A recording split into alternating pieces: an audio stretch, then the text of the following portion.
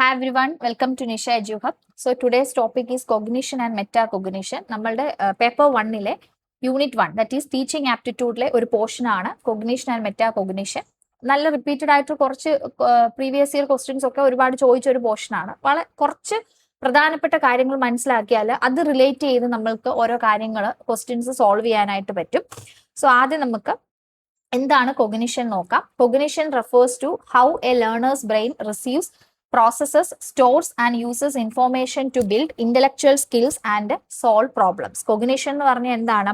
എങ്ങനെ ഇപ്പോൾ ഒരു സ്റ്റുഡന്റ് അല്ലെങ്കിൽ ഒരു പഠിക്കുന്ന ഒരു ലേണറിന്റെ brain receives, processes, stores and uses information to build intellectual skills and solve problems. അതായത് എങ്ങനെ ഒരു ലേണറിന്റെ തലച്ചോറ് ആ വിവരങ്ങളൊക്കെ ഇൻഫോർമേഷൻ റിസീവ് ചെയ്യാനും സ്വീകരിക്കാനും പ്രോസസ്സ് ചെയ്യാനും അത് നമ്മളുടെ ബ്രെയിനിൽ സ്റ്റോർ ചെയ്ത് വെക്കാനും പിന്നീട് ആ ഒരു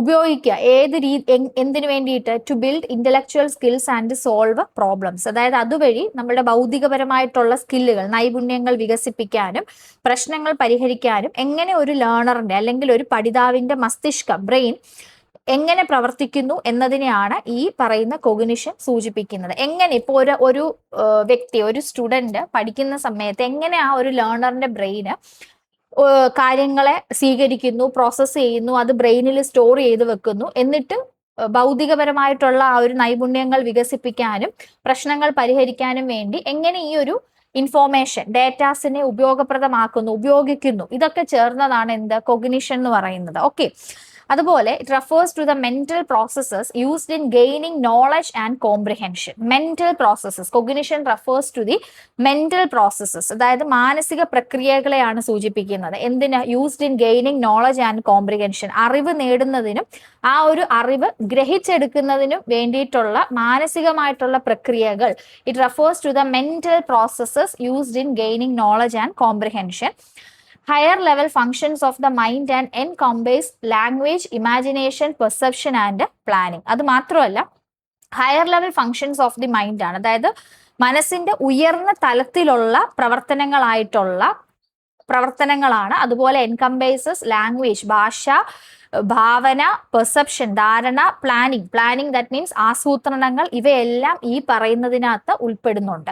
മാനസികമായിട്ടുള്ള ഏറ്റവും higher level functions of the mind, മനസ്സിന്റെ ഏറ്റവും ഉയർന്ന തലത്തിലുള്ള പ്രവർത്തനങ്ങളാണ്. അതിനകത്ത് എന്തൊക്കെ വരുന്നുണ്ട്? ലാംഗ്വേജസ്, നമ്മൾ ഉപയോഗിക്കുന്ന ഭാഷ, നമ്മളുടെ ഭാവന ഇമാജിനേഷൻ, നമ്മളുടെ പെർസെപ്ഷൻസ് നമ്മളുടെ ധാരണകൾ, നമ്മളുടെ പ്ലാനിങ് ആസൂത്രണങ്ങൾ, ഇതെല്ലാം ഉൾപ്പെടുന്നത് എവിടെയാണ്? കൊഗ്നിഷനകത്ത് വരും.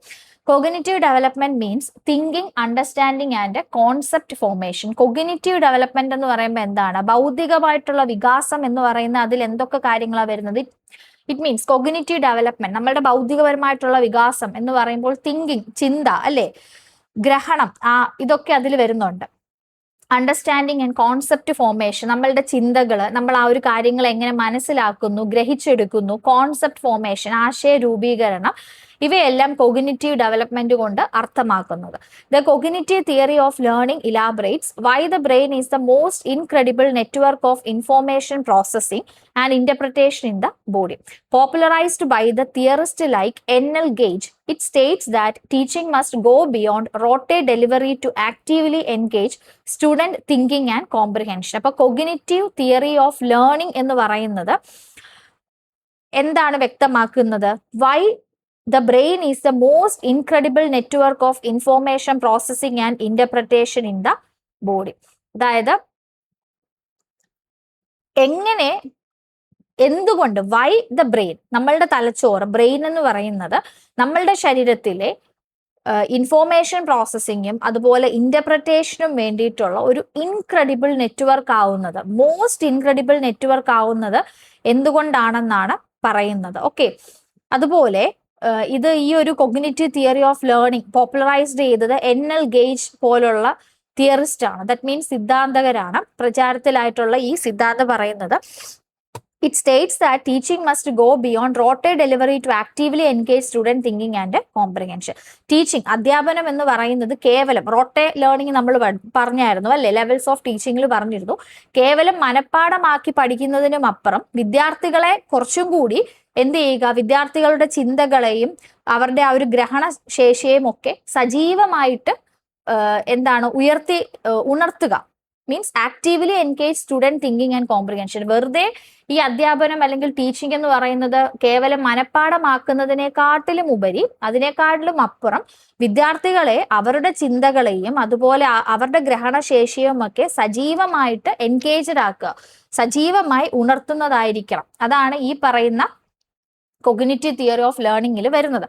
പിന്നെ നേരത്തെ പറഞ്ഞതുപോലെ എന്താണ്, cognitive theory of learning elaborates why the brain is the most incredible network of information processing and interpretation of the body. അതായത് നമ്മളുടെ ശരീരത്തിലെ ഇൻഫോർമേഷൻ പ്രോസസ്സിംഗ്, വിവര സംസ്കരണത്തിന്റെയും അതുപോലെ അതിന്റെ ഇന്റർപ്രിട്ടേഷൻ, വ്യാഖ്യാനത്തിന്റെയും ഒക്കെ ഏറ്റവും ഇൻക്രെഡിബിൾ ആയിട്ടുള്ള നെറ്റ്വർക്ക്, ഏറ്റവും അത്ഭുതകരമായിട്ടുള്ള ഒരു ശൃംഖല നെറ്റ്വർക്ക് എന്ന് പറയുന്നത് മസ്തിഷ്കമായിരിക്കുന്നത് എന്തുകൊണ്ടാണ്? വൈ ദ ബ്രെയിൻ എന്നാണ് ചോദിച്ചിരിക്കുന്നത്. അതുകൊണ്ട് എന്തുകൊണ്ടാണെന്നാണ് ലേണിംഗ് കൊഗ്നിറ്റീവ് സിദ്ധാന്തം വിശദീകരിക്കുന്നുണ്ട്. ഓക്കെ, ആ ഒരു cognitive theory of learning elaborates why the brain is a most incredible network of information processing and interpretation of the body. ഒരു മനുഷ്യ ശരീരത്തിലെ വിവര സംസ്കരണത്തിനും അതുപോലെ അതിന്റെ വ്യാഖ്യാനത്തിനും ഒക്കെ ഈ ബ്രെയിൻ, തലച്ചോറെന്ന് പറയുന്നത് ഏറ്റവും ഇൻക്രെഡിബിൾ ആയിട്ടുള്ള, അത്ഭുതകരമായിട്ടുള്ള ഒരു ശൃംഖലയായിട്ട് എന്തുകൊണ്ടാണ് ഈ ബ്രെയിൻ എന്ന് പറയുന്നത്, എന്തുകൊണ്ടാണ് ഇതിന്റെ ബ്രെയിൻ എന്ന് പറയുന്നത് അല്ലേ, ലേണിംഗ് എന്താണ്, വൈ എന്നാണ് ചോദിച്ചിരിക്കുന്നത്. അത് എന്തുകൊണ്ടാണെന്ന് വിശദീകരിക്കുന്നതാണ് ഈ cognitive theory of learning.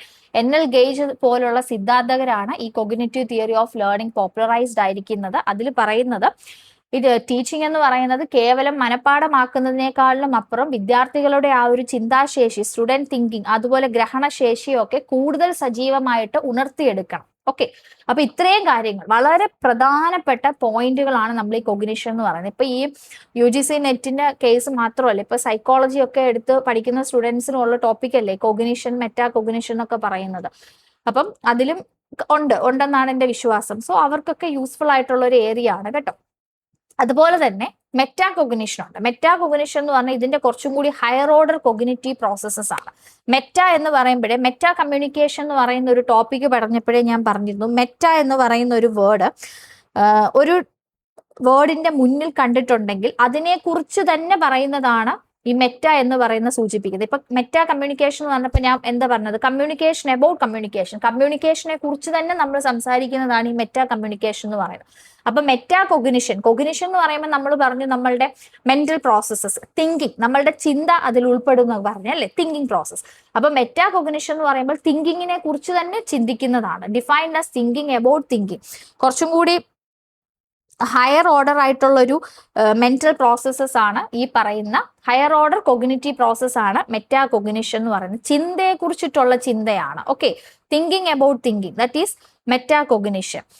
Higher order cognitive process ആണ്, കുറച്ചും കൂടി ഉയർന്ന തലത്തിലുള്ള വൈജ്ഞാനിക പ്രക്രിയയാണ് ഈ മെറ്റാ കൊഗ്നിഷൻ എന്ന് പറയുന്നത്. Okay, thinking about thinking helps the more conscious of the learning strategies, strength and areas for improvement. Okay, ചിന്തയെ കുറിച്ച് ചിന്തിക്കുക, അതാണ് തിങ്കിങ് അബൌട്ട് തിങ്കിങ്. അതിനകത്ത് എന്താണ് കൂടുതൽ ലേണിംഗ് സ്ട്രാറ്റജീസ്, നമ്മളുടെ പഠനതന്ത്രങ്ങളെയും strength and areas of improvement, നമ്മളുടെ ശക്തി കേന്ദ്രങ്ങൾ, സ്ട്രെങ്ത് എവിടെയാണ്, അതുപോലെ ഇംപ്രൂവ് ചെയ്യേണ്ട, കുറച്ചും കൂടി മെച്ചപ്പെടുത്തേണ്ട മേഖലകൾ, ഇവയൊക്കെ കുറിച്ച് കുറച്ച് കൂടുതൽ കോൺഷ്യസ് ആക്കിയെടുക്കുക, ബോധവാന്മാരാക്കാൻ ഈ പറയുന്ന മെറ്റാ കൊഗ്നിഷൻ എന്ന് പറയുന്നത് നമ്മളെ സഹായിക്കുന്നു. ഓക്കെ, ചിന്തയെ കുറിച്ചിട്ടുള്ള ചിന്ത, അതാണ് മെറ്റാ കൊഗ്നിഷൻ.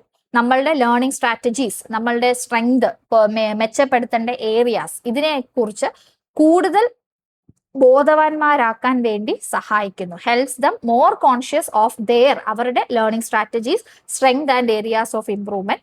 അതുപോലെ awareness and understanding of one's own thought process, സ്വന്തം ചിന്താ പ്രക്രിയയെ കുറിച്ചിട്ടുള്ള, ഒരാളുടെ ചിന്താ പ്രക്രിയ, തോട്ട് പ്രോസസ്സിനെ കുറിച്ചിട്ടുള്ള ഒരു അവബോധവും ആ ഒരു അണ്ടർസ്റ്റാൻഡിങ്ങും ഇത് മെറ്റാ കൊഗ്നിഷൻ വഴി നമുക്ക് സാധ്യമാവുകയാണ്. ഓക്കെ, നമ്മളുടെ ചിന്താശേഷിയെ തന്നെ, ചിന്താ പ്രക്രിയയെ കുറിച്ച് തന്നെ നമ്മൾക്ക് സ്വന്തമായിട്ടൊരു അവബോധവും ഒരു അണ്ടർസ്റ്റാൻഡിങ്ങും ഒക്കെ ഉണ്ടാവും.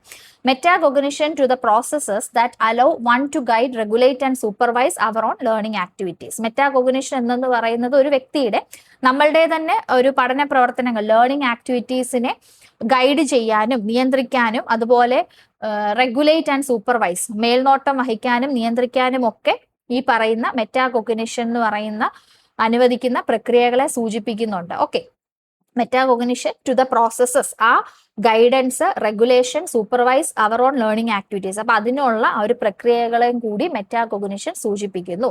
It refers to the capability to think about one's own thinking processes. Already നമ്മൾ പറഞ്ഞു, ഒരാളുടെ ചിന്താശേഷിയെ തന്നെ ഒരു വ്യക്തിയുടെ സ്വന്തം ചിന്താ പ്രക്രിയകളെ കുറിച്ച് ചിന്തിക്കാനുള്ള കഴിവിനെ സൂചിപ്പിക്കുന്നു. Developing metacognitive skills includes enhancing students awareness and control over their own learning process. ഇതിപ്പം നേരത്തെ പറഞ്ഞ പോലെ തന്നെയാണ്. ഒരു മെറ്റാകോഗ്നിറ്റീവ് സ്കില്ലുകൾ ഡെവലപ്പ് ചെയ്യുക. അതിൽ എന്തൊക്കെ കാര്യങ്ങൾ ഉൾപ്പെടുന്നുണ്ട്? സ്റ്റുഡൻസ് അവയർനെസ്സസ് അല്ലെ, കുട്ടികളുടെ അവരുടെ പഠന പ്രക്രിയയിൽ വരുന്ന അവയർനെസ്, അവബോധം, അതുപോലെ ദെയർ ഓൺ ലേണിംഗ് പ്രോസസ്സിന് മേളിൽ ഉണ്ടാവുന്ന നിയന്ത്രണവും. ഓക്കെ, അതുപോലെ it always being aware of and understanding one's own cognitive processes that includes planning, monitoring, evaluating one's own learning and problem solving activities. ഇതേ ഉള്ളൂ. അത് മീൻസ് ഒരു വ്യക്തിയുടെ കോഗ്നിറ്റീവ് പ്രോസസ്സസിനെ കുറിച്ച് അവബോധം, അത് മനസ്സിലാക്കിയെടുക്കുക. അതിൽ എന്തൊക്കെ കാര്യങ്ങൾ വരുന്നുണ്ട്? പ്ലാനിങ്, ആസൂത്രണം, മോണിറ്ററിങ്, നിരീക്ഷണം, ഇവാലുവേഷൻ. ഇവാലുവേഷൻ എന്ന് പറയുമ്പോൾ എന്താണ്? വിലയിരുത്തുക. എന്തിനെ കുറിച്ച്? ഒരു വ്യക്തിയുടെ ലേണിംഗ് ആക്ടിവിറ്റീസ്, പഠന പ്രക്രിയകളെയും പ്രോബ്ലം സോൾവിങ് ആക്ടിവിറ്റീസിനെയും എന്താണ്?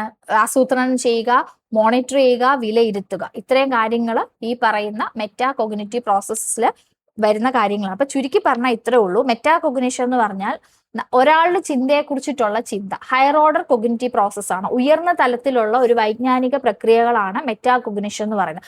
ഒരു വ്യക്തിയുടെ ചിന്തയെ കുറിച്ച് തന്നെ ചിന്തിക്കുക. അതിലിപ്പം മെറ്റാകോഗ്നിറ്റീവ് സ്കില്ലുകൾ വരുമ്പോൾ ഇപ്പൊ അവരവരുടെ ലേണിംഗ് ആക്ടിവിറ്റീസിനെ തന്നെ കൺട്രോൾ ചെയ്യുക, പ്ലാൻ ചെയ്യുക, മോണിറ്റർ ചെയ്യുക, ഇവാലുവേറ്റ് ചെയ്യാനായിട്ട് സാധിക്കും.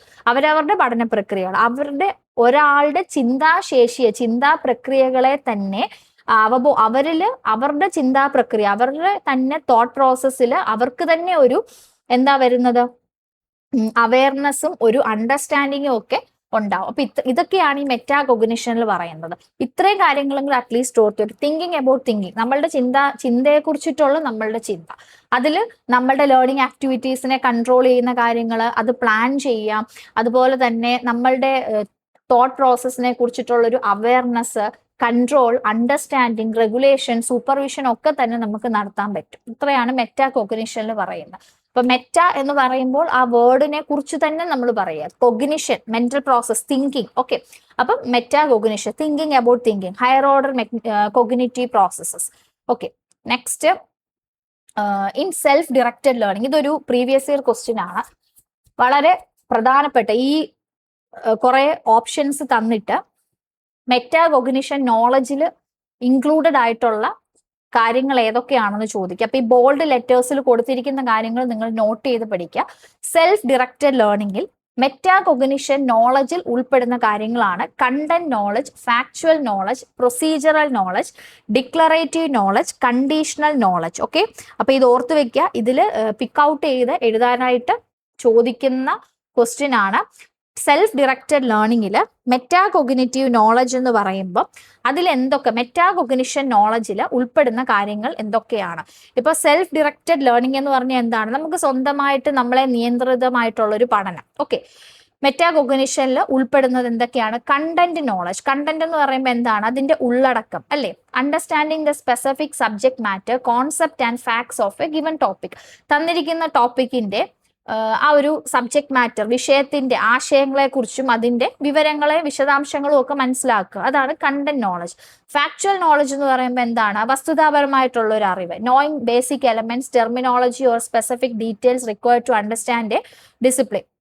ഇപ്പൊ ഒരു പർട്ടിക്കുലർ ഡിസിപ്ലിൻ, ഒരു പഠനശാഖയെ കുറിച്ച് മനസ്സിലാക്കാനായിട്ട് ആവശ്യമായിട്ടുള്ള ബേസിക് എലമെന്റ്സ്, അടിസ്ഥാന ഘടകങ്ങൾ, അതുപോലെ ടെർമിനോളജി ഓർ സ്പെസിഫിക് ഡീറ്റെയിൽസ്, അതിന്റെ സാങ്കേതികപരമായിട്ടുള്ള ചില ടെർമിനോളജീസ്, സാങ്കേതികപരമായിട്ടുള്ള പദങ്ങൾ. അപ്പൊ ഇവയൊക്കെ കുറിച്ച് എന്താണ്, അല്ലെങ്കിൽ അതിന്റെ സ്പെസിഫിക് ആയിട്ടുള്ള ഡീറ്റെയിൽസ്, പ്രത്യേകതരമായിട്ടുള്ള വിശദാംശങ്ങളെ കുറിച്ച് അറിയുക. അത്രയേ ഉള്ളൂ. ഒരു പഠനശാഖയെ കുറിച്ച് മനസ്സിലാക്കാൻ അതിന്റെ ബേസിക് ആയിട്ടുള്ള കാര്യങ്ങൾ, ടെർമിനോളജീസ്, മറ്റ് ഡീറ്റെയിലുകളൊക്കെ ആവശ്യമാണ്. That's required to understand a discipline. ആ ഒരു പഠനശാഖയെ കുറിച്ച് മനസ്സിലാക്കുക. That is factual knowledge.